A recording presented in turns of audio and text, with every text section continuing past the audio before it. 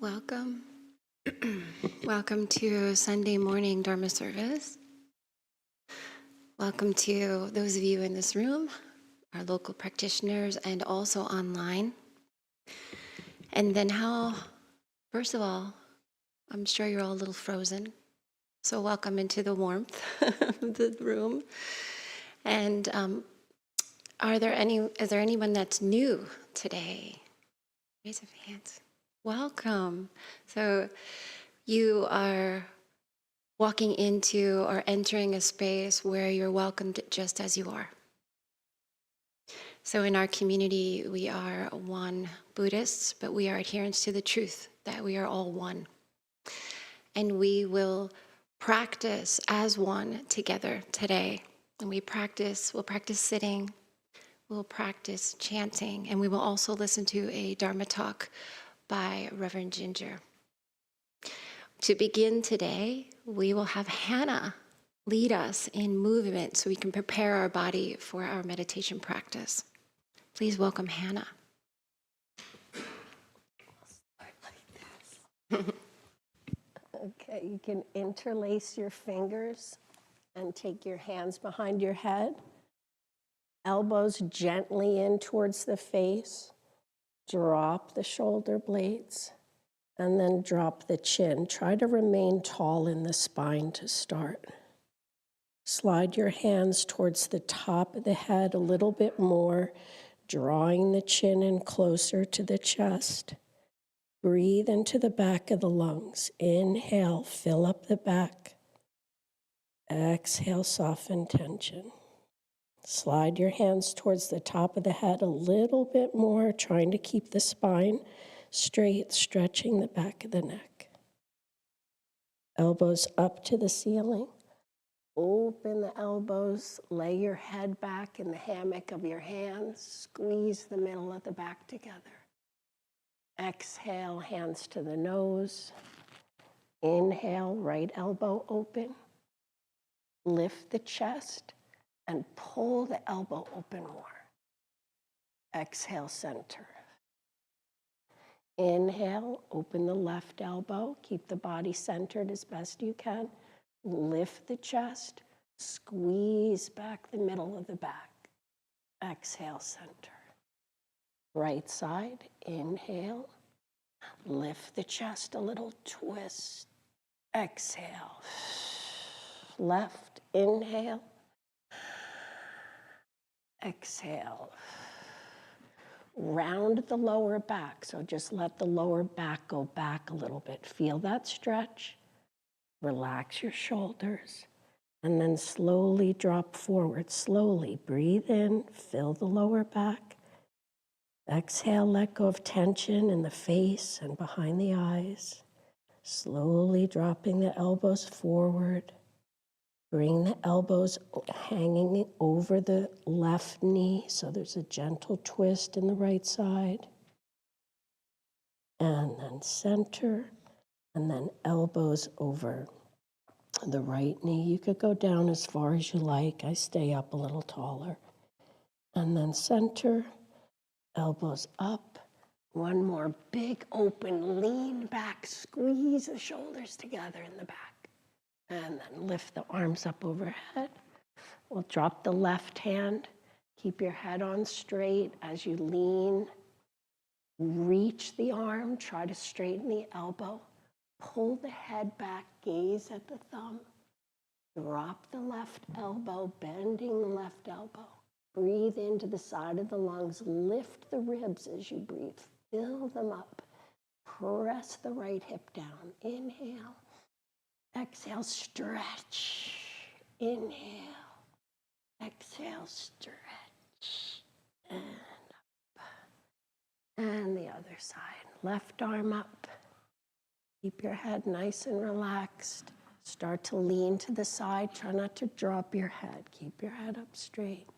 Press the left hip down. Open the side of the ribs. Open the side of the ribs. Breathe in the side of the lungs. Straighten the elbow. 2 more breaths. Inhale. Exhale. Inhale.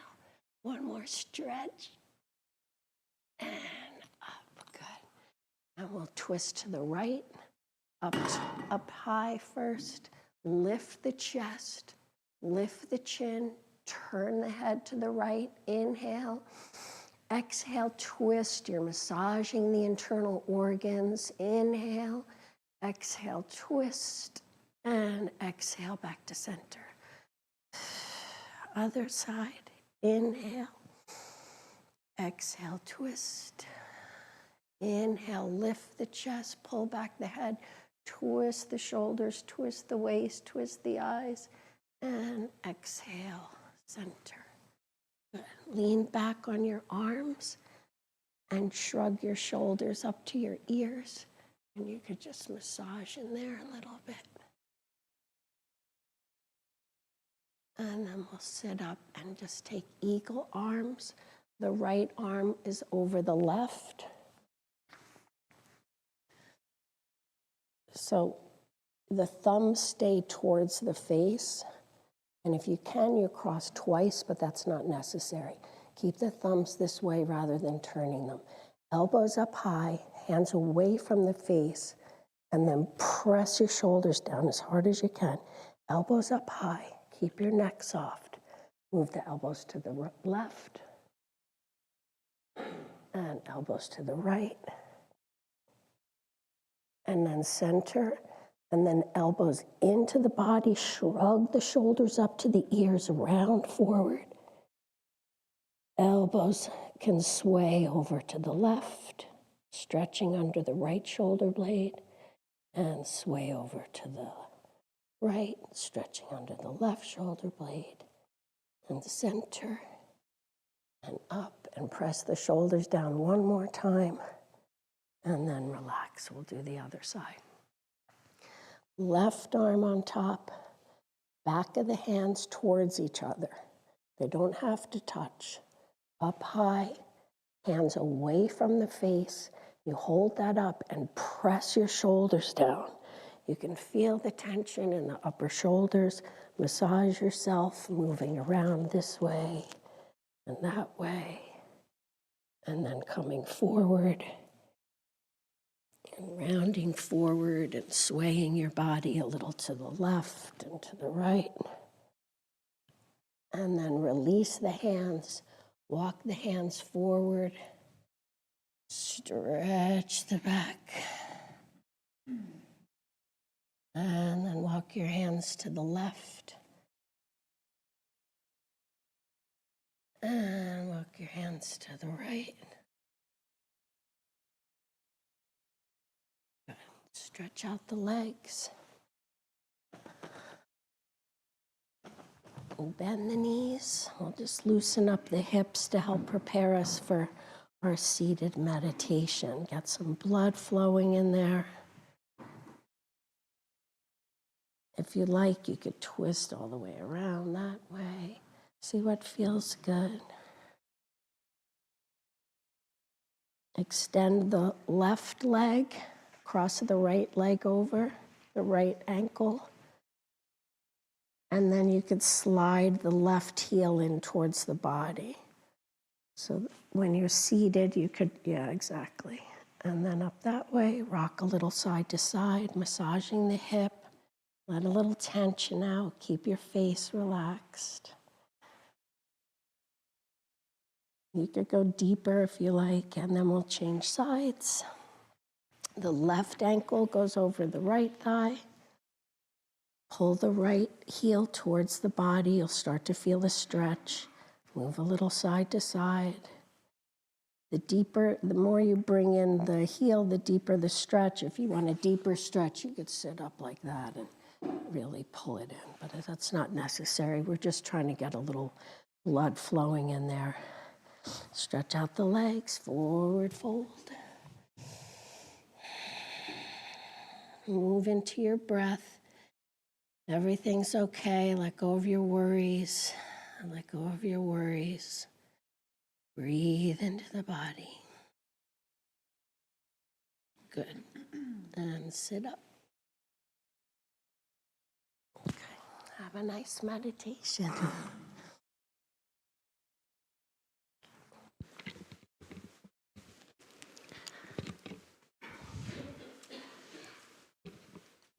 So I want to ask you, before you get comfortable, we are going to say good morning to Ilwansang, good morning to our true nature. So let us please all rise.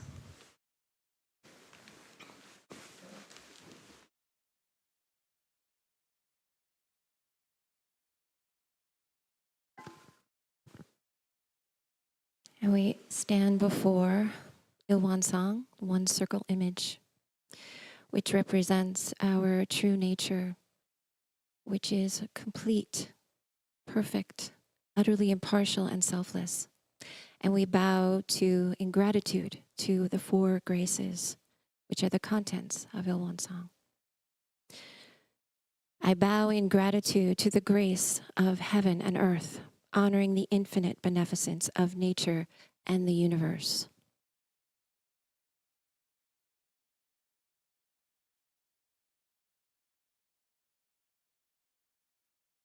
I bow in gratitude to the grace of parents, honoring the beneficence from the parents who gave birth to us, ancestors, and all those who have had a nurturing role in our lives.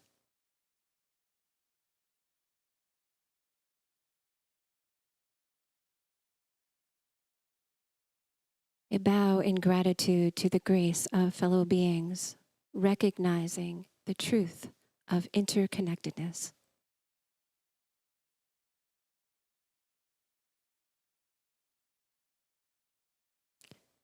And I bow in gratitude to the grace of laws, those that guide us, protect us, and promote justice.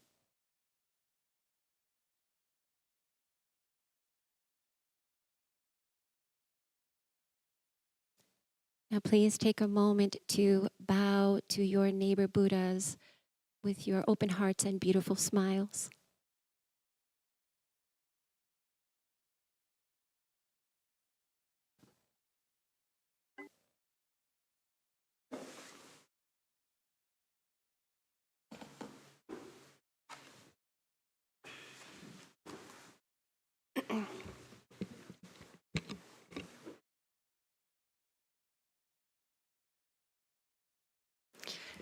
Take a moment to make yourselves comfortable.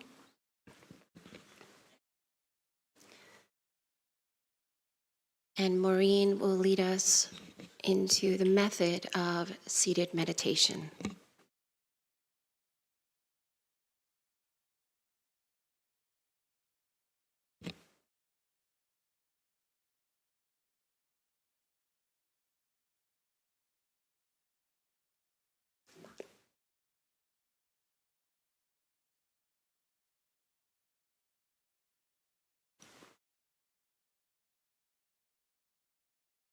Technical issues.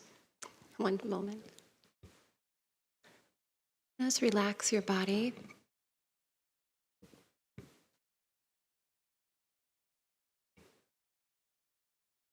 The method of sitting meditation is simple and easy. Sit comfortably on the floor or in a chair. Breathe in, grab all your tension, and breathe it out. Open up your chest and heart. Stretch up tall and align your spine from your neck to your tailbone. Relax your shoulders and arms. Then allow your hands to rest on your knees.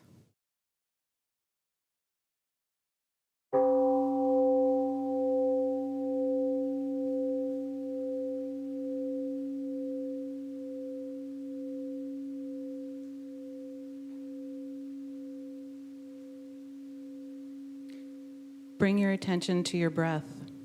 As you exhale, release all mental and physical tension.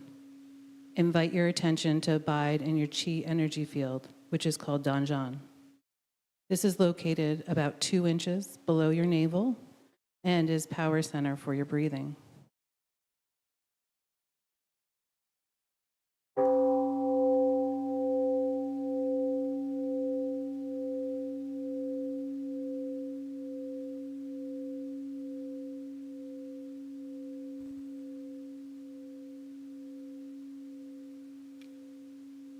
Open your eyes and gaze downward over the end of your nose to the floor. Keep your mouth closed and allow the tip of your tongue to rest gently against the roof of your mouth. When your mind is concentrated and calm, pure and clear saliva may gather in the mouth. You may swallow it. Relax your facial muscles and notice your gentle smile.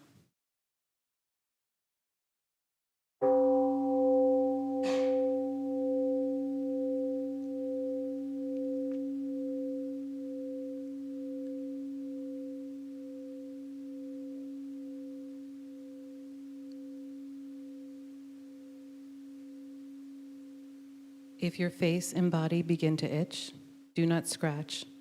This is just a sign of the energy circulating in your body. Simply note the itching and let it pass. If your legs ache unbearably, you may change position very slowly and quietly so that you maintain a calm stillness and do not interrupt others.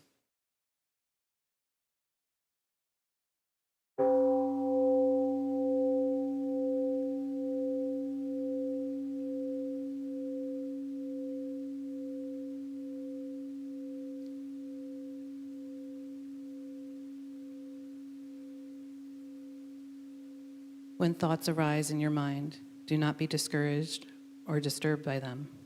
Simply focus on your breathing without reacting to or playing with those thoughts. Recognize them as thoughts. They will disappear by themselves. And remember, keep bringing your awareness back to your Danjan breathing center.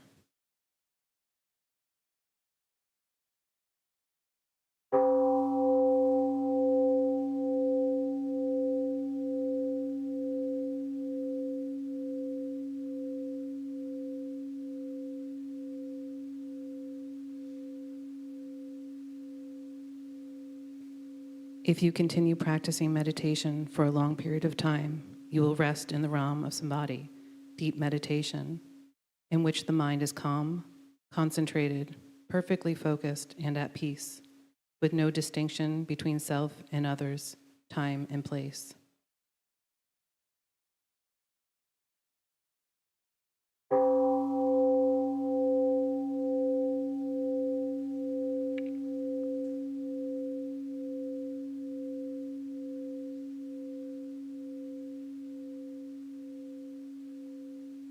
We are grateful to sit quietly together, finding the still point within. May we be here now, aware of our ever calm and alert spirit.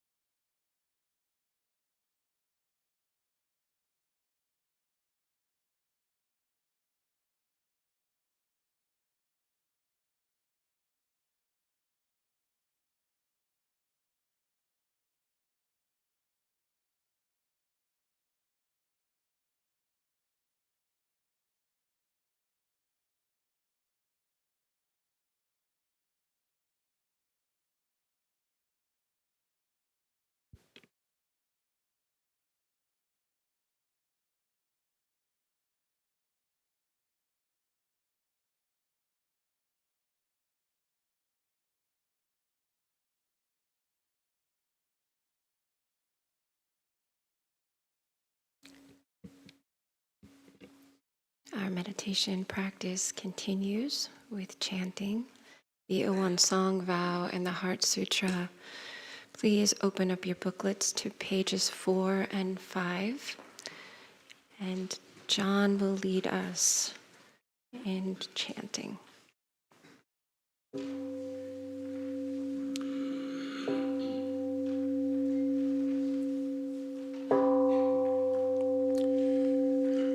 One song vow.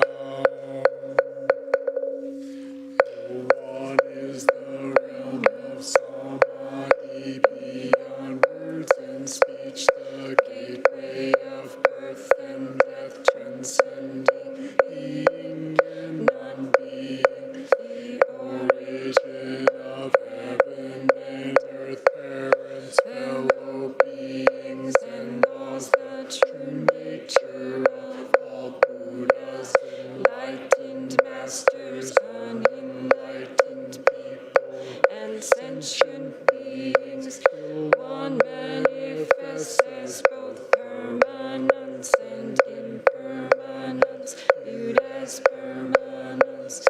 One unfolds into an infinite world that is ever abiding, spontaneous, just as it is, viewed as impermanence.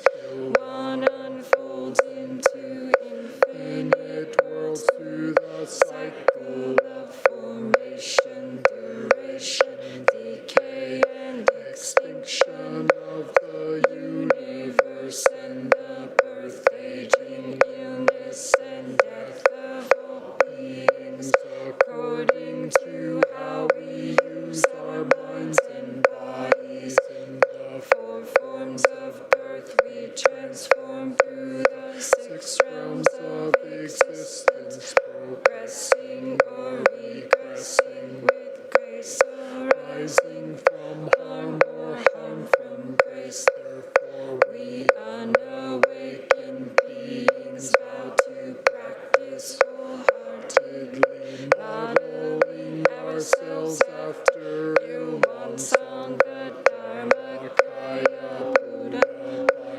cultivating our minds and bodies, deeply knowing human affairs and universal principles thoroughly, using our minds and bodies skillfully, thus progressing rather than regressing, receiving grace rather than harm, till we attain the great empowerment of Ilwan, become one with the nature of Ilwan. Heart Sutra. The Bodhisattva of great compassion, when deeply practicing Prajnaparamita, realized that all 5 aggregates are empty, and thus became free from all suffering and distress.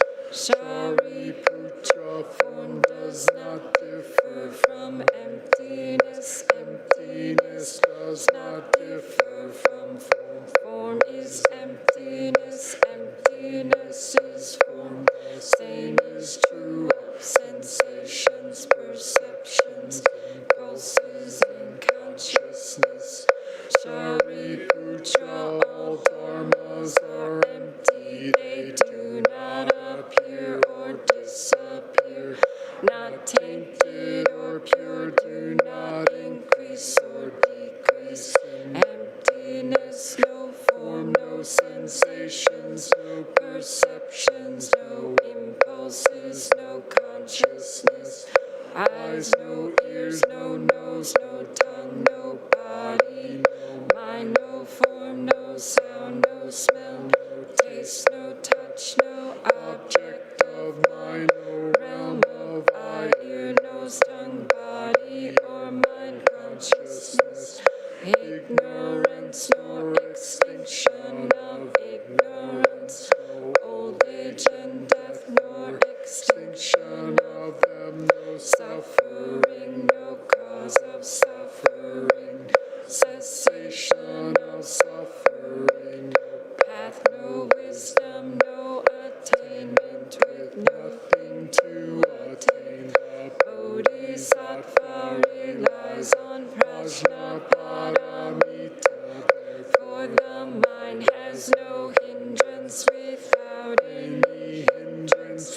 fears exist, free from delusion, dwells in nirvana.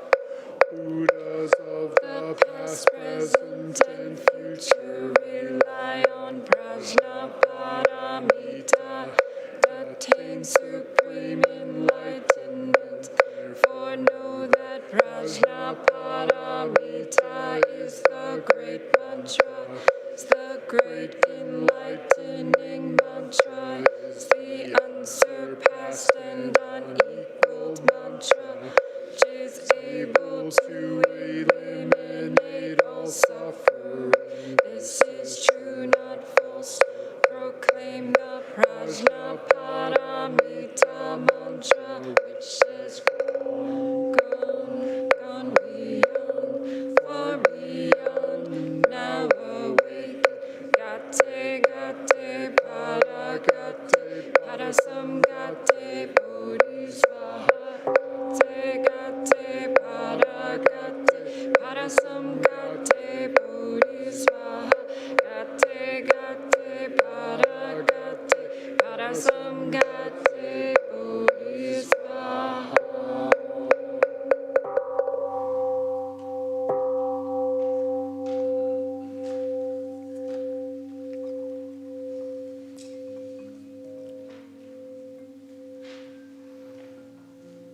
Let's take a moment to reach up, breathing in, reach up to the sky, stretching the arms.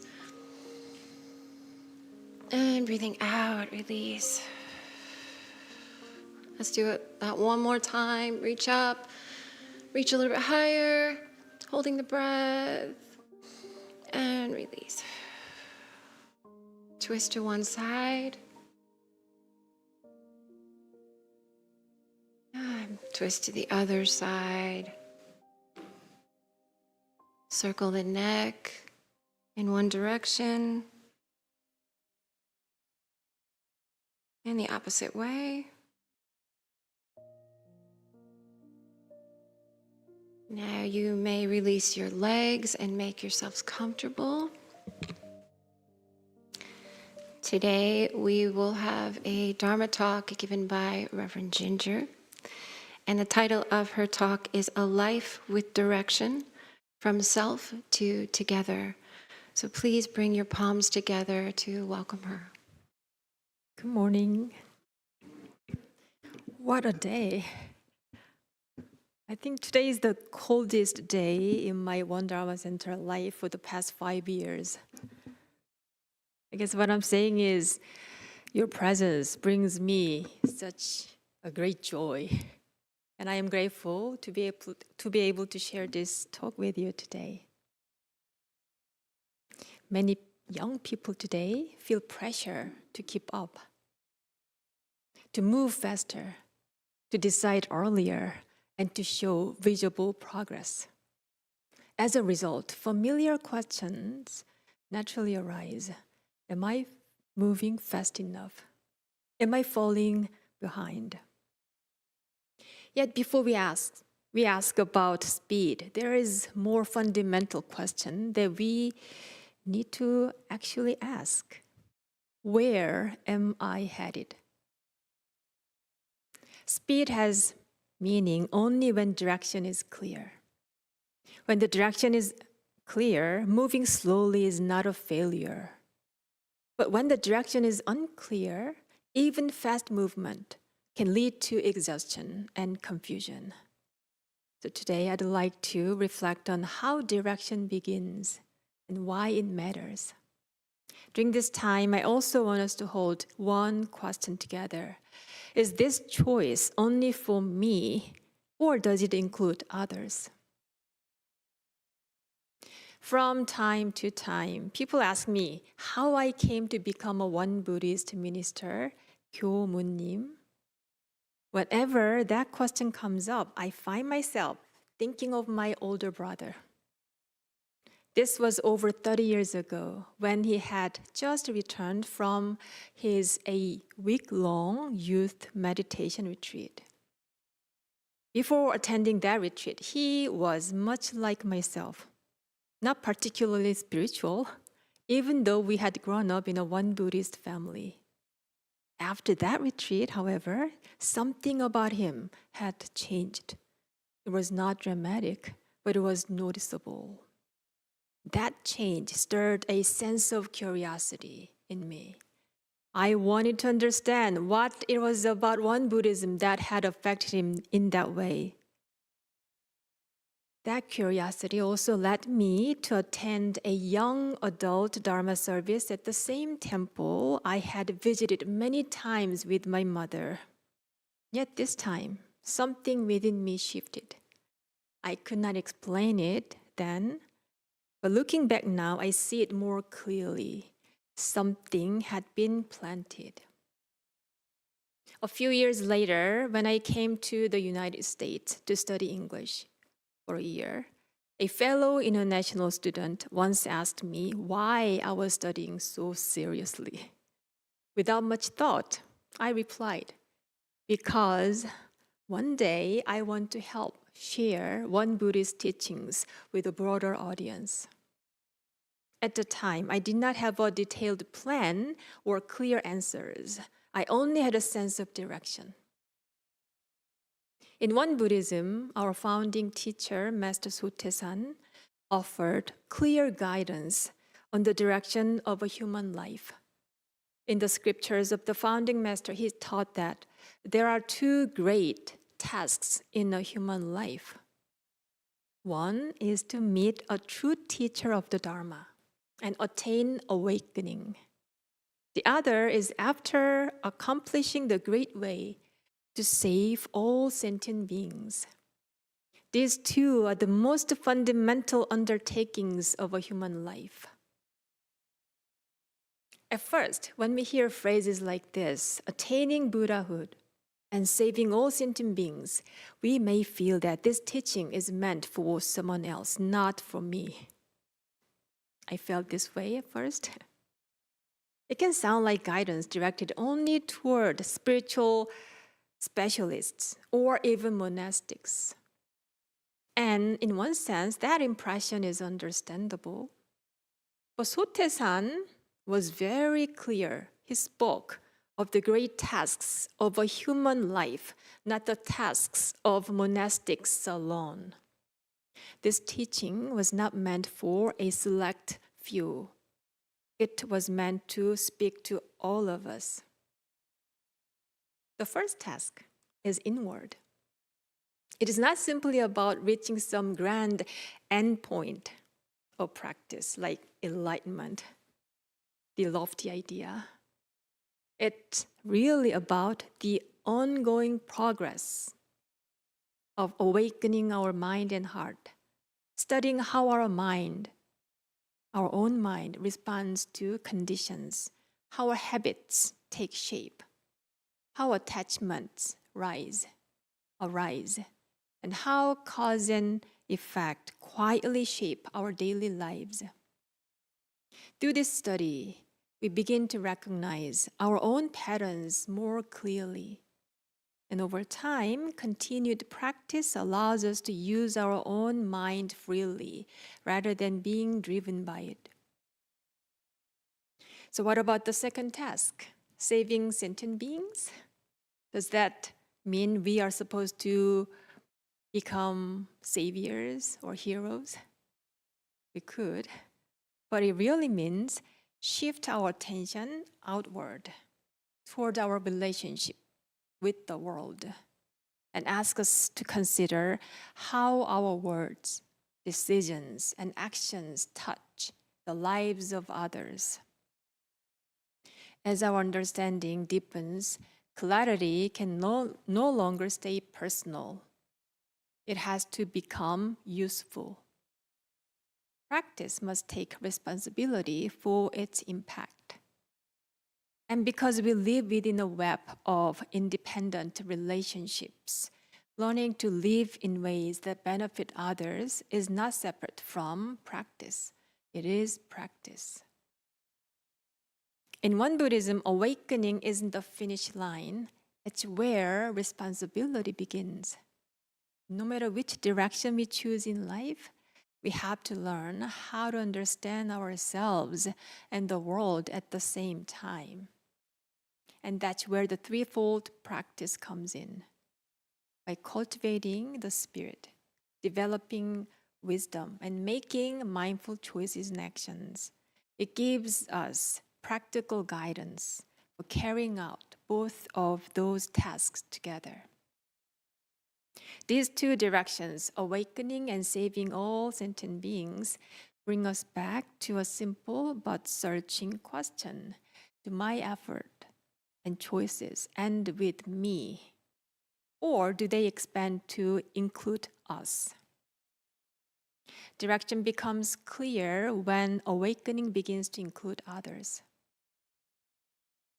And for most of us, this question is not answered in theory, but gradually through the ordinary circumstances of our daily lives.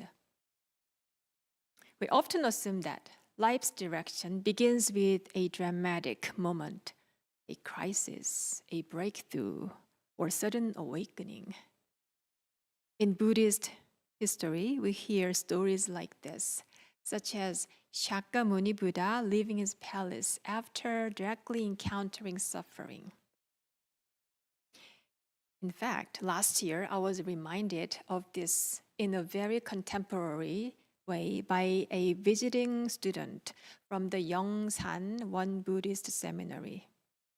When he spoke about why he chose the One Buddhist path, he described himself simply as someone who had deeply experienced suffering.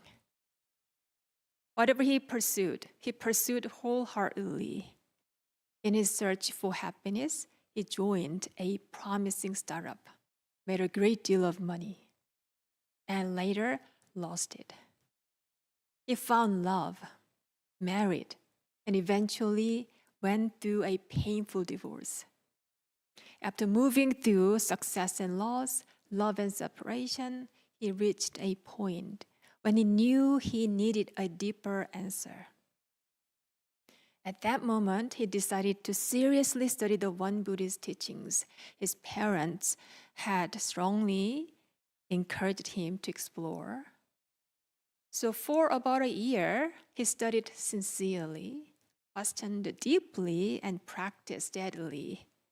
And what he shared afterward stayed with me. He said that through practice, he realized that even if his life consisted of shoveling snows all day, every day, he could still live in the meaning, with the meaning, through the Dharma. And that brought me back to our earlier question. Was that path only for him, or did it include others? And stories like this matter because they show us what is possible. But for most of us, direction is not dramatic like this. It is quiet. It often begins with an ordinary job, an unexpected responsibility, or something we once thought was temporary. Direction rarely reveals itself through intensity, but more often it emerges through consistency, through what keeps drawing our attention, what we return to again and again, and what we are willing to stay with even when it becomes difficult. Direction is not something we wait to receive. It is something we recognize by paying attention to our own lives. Over time, this quiet sense of direction becomes steady, something we live by. And I think we might call it a vow. I am particularly interested in the lives of people who are deeply committed to their work, not simply in terms of their success, but in terms of who shaped their life, their teachers, their mentors, and their influences. So last year in Korea, a Netflix series titled Culinary Class Wars, have you watched that? Drew widespread attention. One of the chefs who stood out was An Sung-jae, who in interviews spoke of the person who had influenced him most. And that name is Corey Lee. a Korean American chef based in San Francisco. Corey Lee came to the United States at a young age and began working soon after high school. He happened to start in a restaurant without any dramatic calling or grand declaration. What matters is not how he started, but that he stayed. I once watched a documentary about him filmed 13 years ago. Even then, his direction was clear. His attention was not scattered. He studied continuously, not for recognition, but to understand his craft more deeply. When I watched another film about him years afterward, he had grown more relaxed, yet remained sincere. Success did not redefine him. It clarified who he already was. And over time, his work created spaces where others could learn, work, and grow. His craft became a shared standard rather than a private achievement. In this way, his direction did not end with personal mastery. It expanded into nourishment for others. As his work matured, he came to see this as part of what it means to be a true artisan. Direction cannot remain confined to personal excellence. He emphasized training young chefs to become people who could do their own work well with skill, responsibility, and integrity. This connects to another teaching from the founding Master Sotaesan. He explained that even when the same thing is given, the merit depends on how widely one's intention reaches. What matters is not quantity, but scope. If one's intention stays with one person, it returns as the gratitude of that one person. If one's intention expands to a society and the world, it returns from the wider resonance. Effort aimed only at the self returns only to the self, while effort directed toward the world returns through the world. So over time, the question must move from what fulfills me to who does my life include? Who does my life include? This brings us back to a deeper question. What helps us stay with our direction when the path becomes difficult? When progress is slow, invisible, or doubt arises? The answer is not willpower alone. It is something more enduring, a vow. A vow is a commitment to remain aligned with one's direction, even as circumstances change. It is not made only once and forgotten. It must be revisited, refined, and lived again and again. In this sense, a vow, or even a goal we set for ourselves, is not merely an inspiring decision. It becomes an object of practice, something we return to and examine. Checking whether the vow is still alive or whether only the words remain is itself a form of training. So today, I'd like to offer a simple practice of vow checking drawn from the teachings of our teacher, Master Taesan. So 1 minute before sleep is enough. So before resting, gently reflect this. Is my cultivation scattered and unsettled, or has it gathered into a steady and grounded strength? Is my understanding dry and superficial, or is it rooted in clear and living insight? Did my actions today arise from pretense and habit, or from sincerity and selfless service. When rooted in practice, a vow asks us to grow and to overcome. Outwardly, the path may appear uncertain. Inwardly, something steady continues to guide us. So it is normal not to have everything figured out. Most people do not, especially when they are young. What matters is not having a complete map, but not losing sight of direction.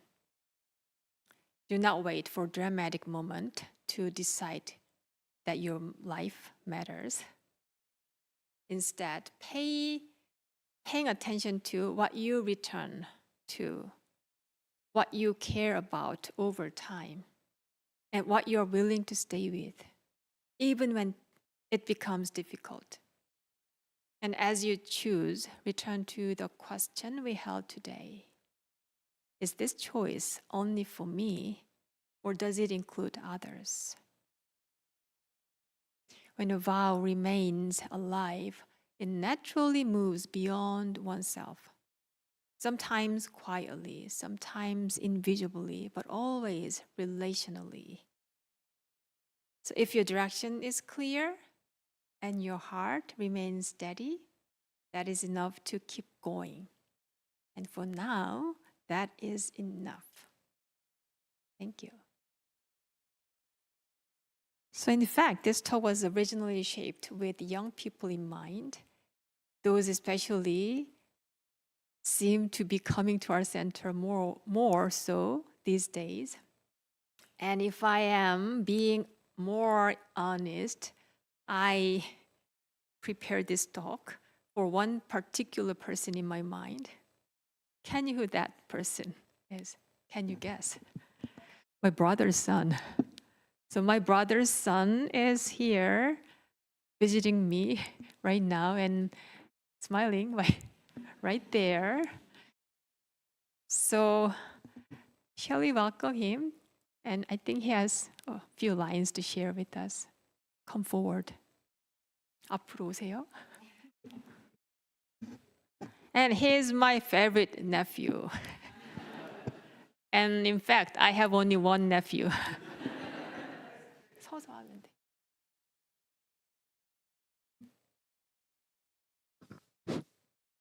Hello, everyone. My name is Juwon, and I'm a college student from South Korea. Reverend Ginger is my aunt. She visits Korea every other year, and during her visit last year, my dad and I had dinner with her. At dinner, she suggests I come visit her at one Dharma Center, where she works.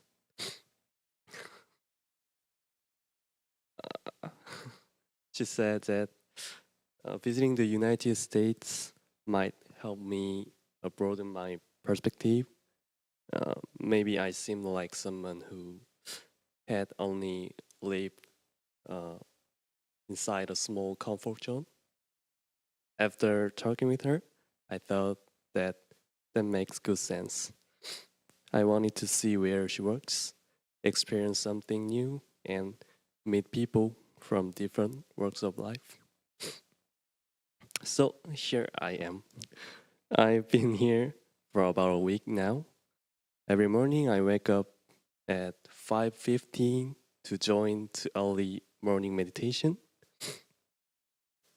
A few days ago, I even helped make kimchi, kimchi, 7 boxes of kimchi. It was hard work, but also so much fun.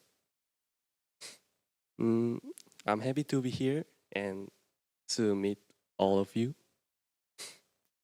My English is still a work in progress, but I hope we'll be able to talk and connect. Thank you again. Yeah.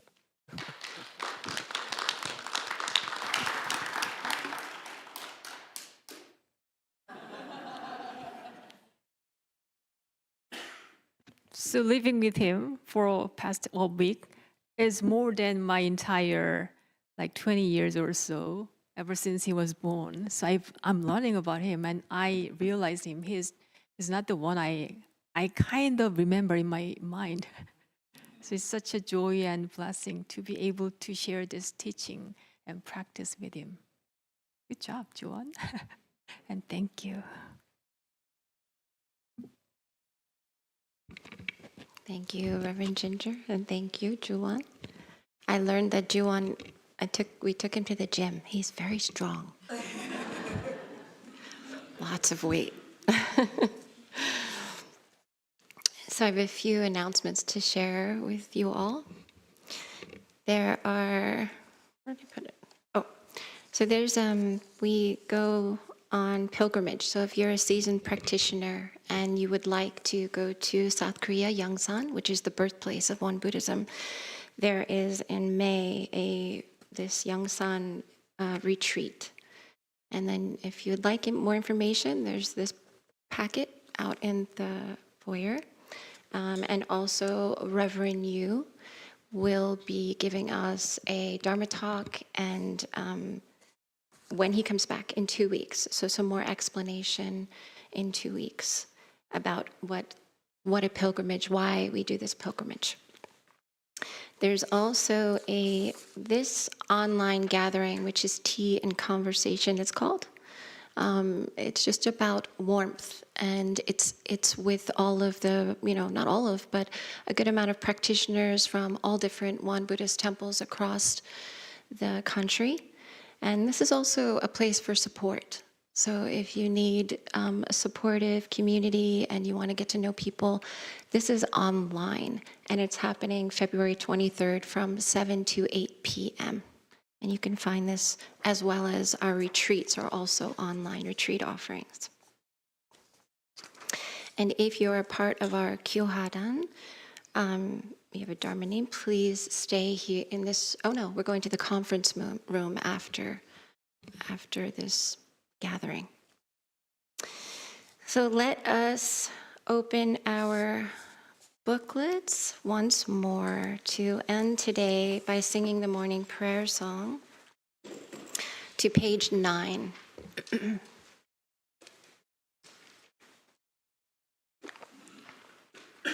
And I need your help. So please use your voices. I need your help to sing this song. So, Dharmakaya Buddha, fourfold grace, I begin a new day in your presence. Today, full of health and with peace of mind, may I walk along the path of the Buddha. Dharmakaya Buddha, fourfold grace, I begin a new day with your grace. Today, gratefully and with gentle words, may I live in harmony with all those I meet. Dharmakaya Buddha, fourfold grace, I begin a new day with compassion. Today, making the world a more loving place. May I do all that I can for one world.